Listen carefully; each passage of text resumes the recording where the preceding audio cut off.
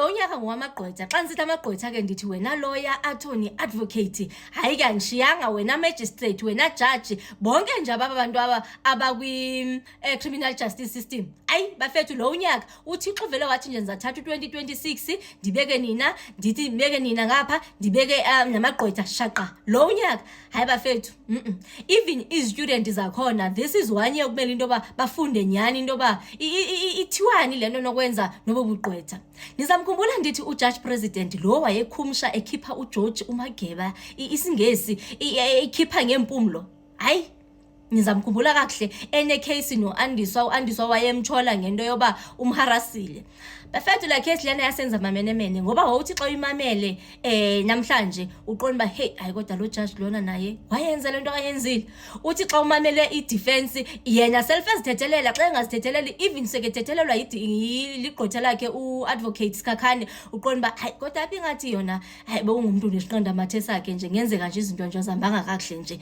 So nje yasenza mamenemene la case. Hayi ke kuthe kungephi waze wafindwa guilty of misconduct yena uJudge President, but la wangafindwa guilty of gross misconduct, meaning uba ngaba wayefunyenwe guilty of gross misconduct, he was going to face possibilities ukuthi impeachwe. So impeachwa is like blacklistwa, ukudibarwa, like into enjengathi zinjalo as judge. Hayi ke kwathiwa inobusindile kulo cala, but ufindwe guilty nje of misconduct. Hayi case yakhona iyathathwa bafethu yasiwa ku-JSE.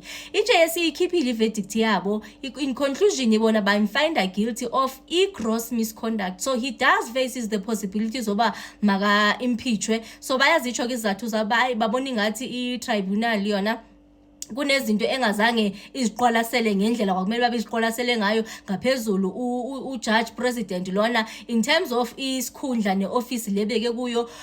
Kunendlela bokumele into ba aziphathe ngayo, angahambe nje phazamiseka nje yena ukubone uzipho lo wakhe wangamele abantu ubuhambe nje usehla nje, kwakumele nje ba yena uye wazama nje ukuziqoqosha ngendlela ethile. Otherwise bona bamfinde guilty bafethu. Yo so andiyazi ithwani into yo hayi bafethu, yo hayi babhizi, hayi court zethu bafethu zibhizi ene zisezaba busy because even imadlanga isezozikiphi ama referral.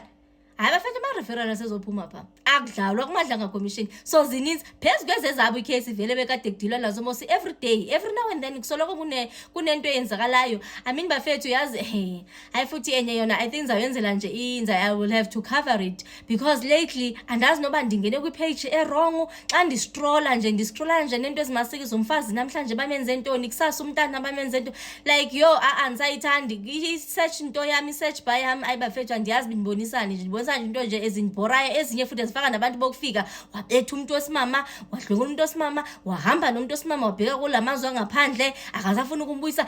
Like andizazi bangene njani mina kwezo zinto ezo enye ziyandiphazamisa nje. But nje hey bafethu, even i-student ezibhizi ngelaw bafethu, this is one year okuzamela into ba niz equipped as much as you can because ininzi into esizoyifunda kubo bugqwetha. Andiyenzanga bafethu lo, but right now hayi ninzi into endiyifundayo kwamna. So nje I thought I should give you the heads up when it comes to uJudge President. Madoda.